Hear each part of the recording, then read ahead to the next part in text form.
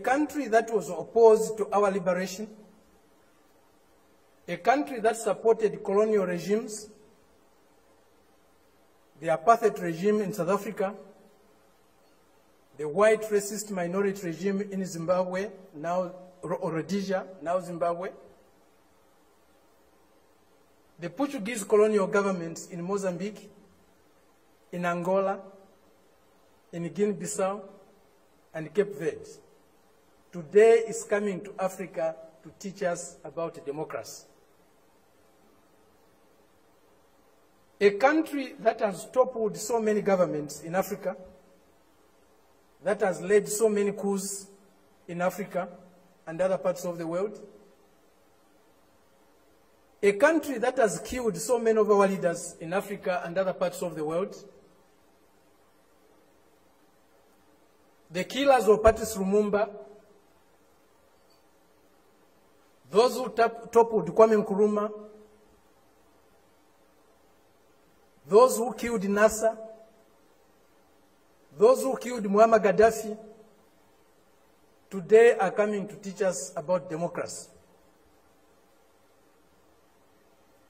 A country that has been built on brutal force, on enslavement of other human beings, on the humiliation of Africans, the exploitation of Africans, the plunder of Africa, today is coming to teach us about democracy.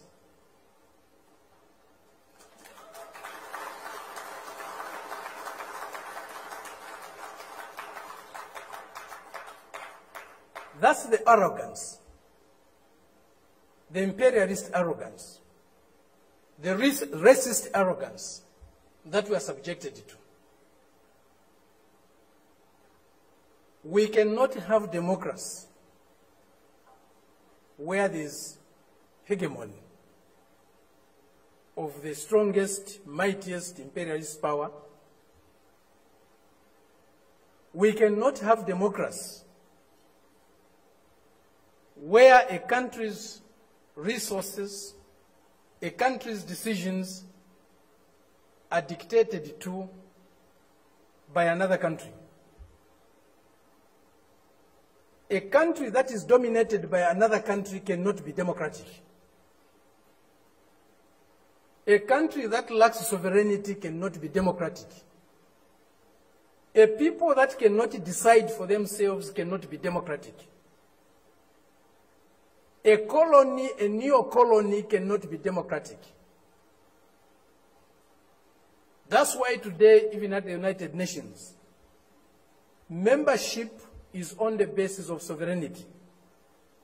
Only sovereign nations can be members of the United Nations, because only sovereign nations can decide for themselves. A colony cannot be a member of the United Nations. It's not by accident. It's not a mistake. If you have no respect for the dignity of others, if you have no respect for the sovereignty of other countries, you cannot claim to be a champion of democracy. They used to say, all roads lead to Rome. Today we can confidently say, all roads to progress, all roads to what is better for humanity leads to Beijing.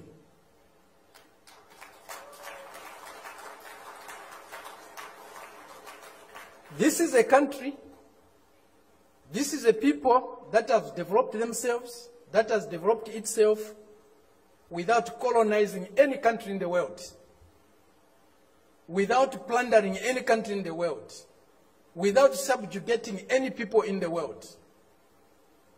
This is a country that is developing with maximum respect for others, for their history, for their cultures, and recognizes the diversity that is there in civilization.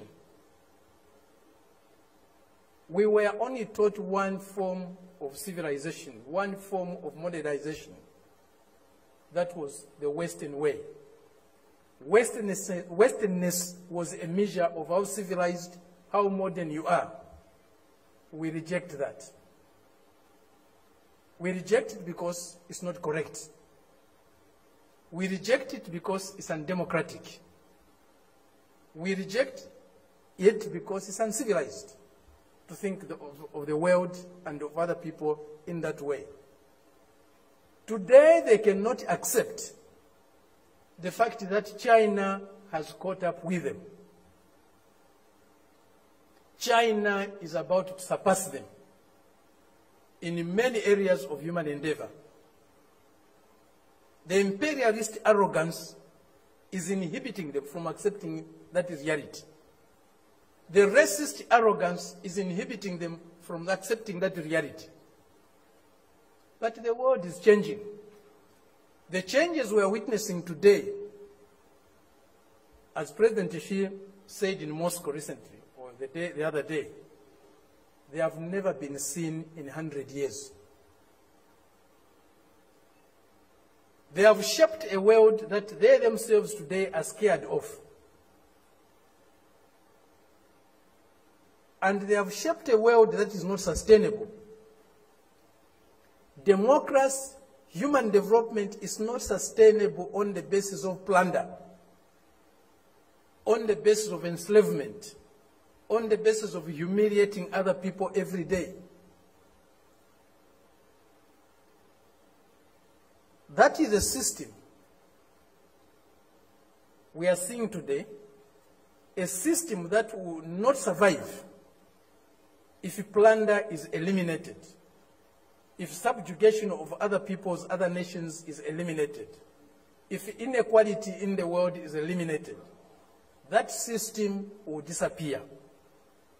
The only system that you can survive and can endure for long is a system that is based on mutual benefit, win-win relationships, mutual respect for others, accommodation and tolerance of others, and fraternal love for all humanity. This is what we find in China today. This is what China's example is showing us. Indeed, all paths are different. There's no path that is the same, even if they are leading to the same destination. Each path has got its own characteristics. We are seeing that, we are learning that, we are experiencing that today with China.